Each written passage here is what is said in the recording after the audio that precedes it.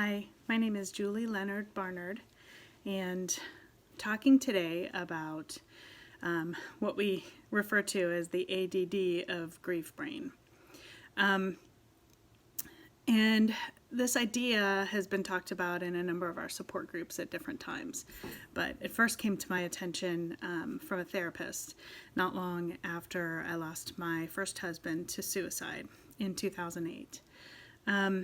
And she said, I want you to just use the phrase take care as kind of a reminder. Anytime somebody tells you take care at the end of a phone call, at the end of an email, use that as a reminder that your brain is already multitasking. And that has a number of impacts that I didn't expect. I've always been an intelligent person that could manage details, keep them in my head. I always made lists, but I typically could remember everything that I needed if I went to the grocery store or I had work that I needed to do. My focus was always fine.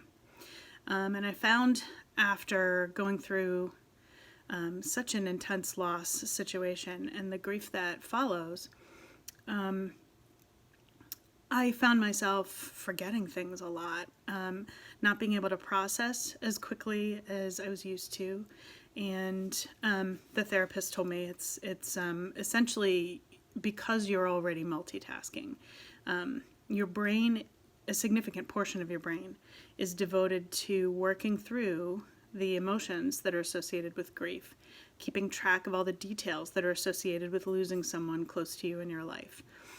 For example, I was widowed, and so all the paperwork that comes with that, just the immediate paperwork, and then transferring things over into my name.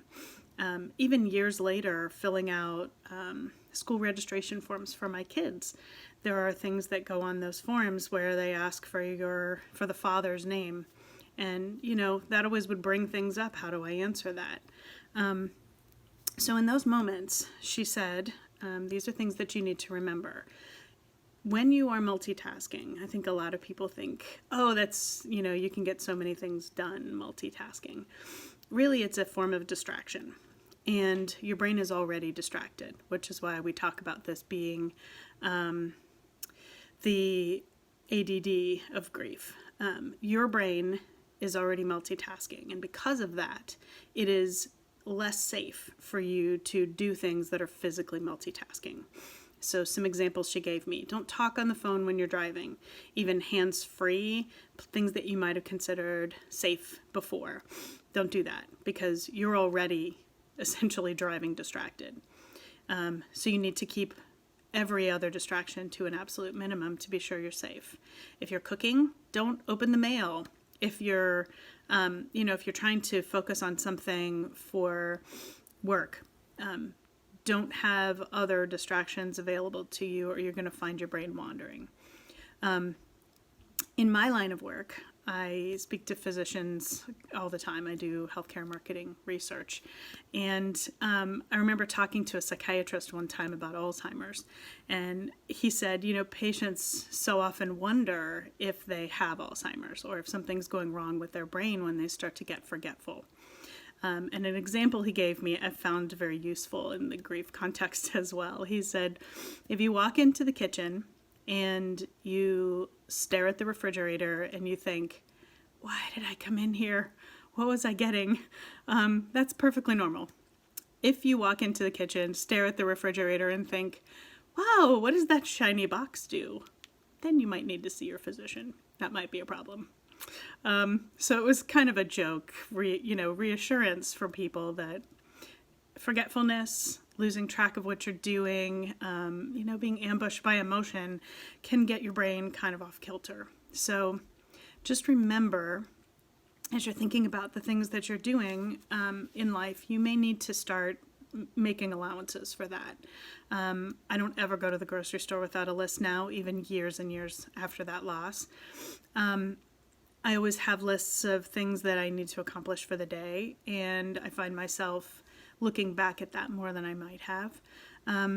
Understand that you might be more forgetful, so if someone tells you something and you need to remember it, find a way to jot it down. Names, I'm terrible with names now. That never used to be the case. So if you actually are really finding that you're struggling with this, I would suggest you look up resources for managing ADHD.